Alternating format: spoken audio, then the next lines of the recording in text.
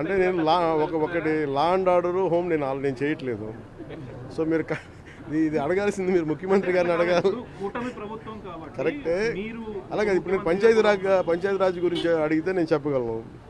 కొన్ని ఇది మా ఇంటర్నల్గా ఏం జరుగుతుందో ఒకసారి మీరు చెప్పినవన్నీ ఖచ్చితంగా నేనే దాన్ని తప్పించుకోవట్లేదు కదా, కానీ ఒక మాట చెప్పేటప్పుడు కొంచెం బాధ్యతగా చెప్పాలి. సో మీరు మా మీడియా మిత్రులు అడిగారు ఢిల్లీలో, ఇవన్నీ నేను ముఖ్యమంత్రి గారి దృష్టికిను హోంమంత్రి గారి దృష్టికి తీసుకెళ్తాను. ఏం చెప్పమంటారు చెప్పండి, మీ మాటకు నేను తీసుకెళ్తానని. అంటే మిమ్మల్ని అంత ఇబ్బంది పెట్టినప్పుడు, అంత ధైర్యంగా ఆంధ్ర పోలీసు ఉన్నప్పుడు ఈరోజు ఆంధ్ర పోలీసు ఎందుకు తట్టుపాయిస్తున్నారు అడగాలి కదా, ఖచ్చితంగా అడుగుతాను. Extremely sorry to disappoint. అంటే ఇప్పుడు ఏదో ఉనికిపోతున్నాను మంచం కింద కూర్చొని ఏడుస్తున్నాను అని అందరూ what ever the media speculating, వాళ్ళందరికీ చిన్న డిసప్పాయింట్మెంట్గా ఉండొచ్చు వీడియో. ఇక్కడ పాయింట్ ఏంటంటే I just want explain the whole concept. ఇప్పుడు నేను ఆల్మోస్ట్ ఒక 1 year బ్యాక్ ఏదో ట్వీట్స్ పెట్టాను అనే ఎలిగేషన్. ఆ ట్వీట్స్ ఎవరో మనోభావాలు దెబ్బతిన్నాయి.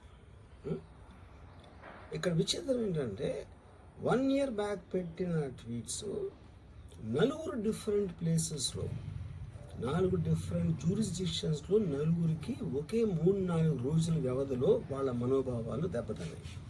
వాళ్ళు ఆ పరంగా కంప్లైంట్ ఇవ్వడం, కేసులు పెట్టడం జరిగింది. ఇక్కడ పాయింట్ 1, ఎవరి మీద అయితే నేను పెట్టానని వాళ్ళు చెప్తున్నారో వాళ్ళకి లేదు, ఎవరో థర్డ్ పార్టీ, అసలు సంబంధం లేనివాడు. సో ఆ కాంటెక్స్లో అసలు ఈ కేసు ఎలాగా, ఈ సెక్షన్స్ ఎలా వర్తిస్తాయి అనేది అప్పుడు ఆబ్వియస్గా నాకు వచ్చే అనుమానం కానీ, నాకు కానీ నా మనుషులు కానీ, ఇది ఒక పర్సిక్యూషన్ చేయటానికి ఒక పద్ధతి ప్రకారం ఉన్న ఎలవబుల్ లాస్ని వాడుతున్నారా, లేకపోతే ఇప్పుడు వరల్డ్ ఓవర్ ఒక ఫినామినా ఏం జరుగుతుందంటే పొలిటికల్ పార్టీస్ వాళ్ళు they are weaponising the systems of the police. అది అమెరికాలో జరుగుతుంది, యూరోప్లో జరుగుతుంది, ఎక్కడ కూడా జరుగుతుంది.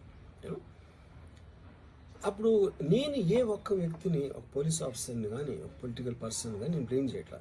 I think it happens in certain ఒక ఏమంటారు దాన్ని, ఒక వే.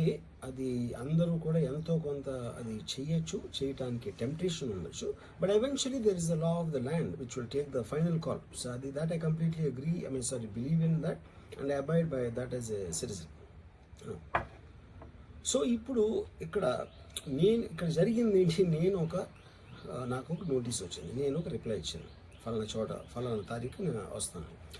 అప్పటికి నాకు జరుగుతున్న పని ఒక ఆన్గోయింగ్ స్కెడ్యూల్ ఉంది కాబట్టి, నాకు ఫిల్మ్ వర్క్ ఉంది కాబట్టి అవ్వలేదు. అండ్ ఇట్ ఈస్ వేరే ప్రొడ్యూసర్ చేస్తాను, ఆ ప్రొడ్యూసర్కి నష్టం వస్తుంది కాబట్టి నేను మళ్ళీ టైం అడిగాను. ఇదేంటి కేసు, ఇదేం అర్జెంట్ కేసు అంటే 1 year తర్వాత ట్వీట్ చూసిన అతనికి 1 weekలో అన్నీ అయిపోవాలనేది ఏమన్నా మీనింగ్ ఉంటుంది అసలు దానికి? So which basically means it is being done for purposes other than the urgency of the case.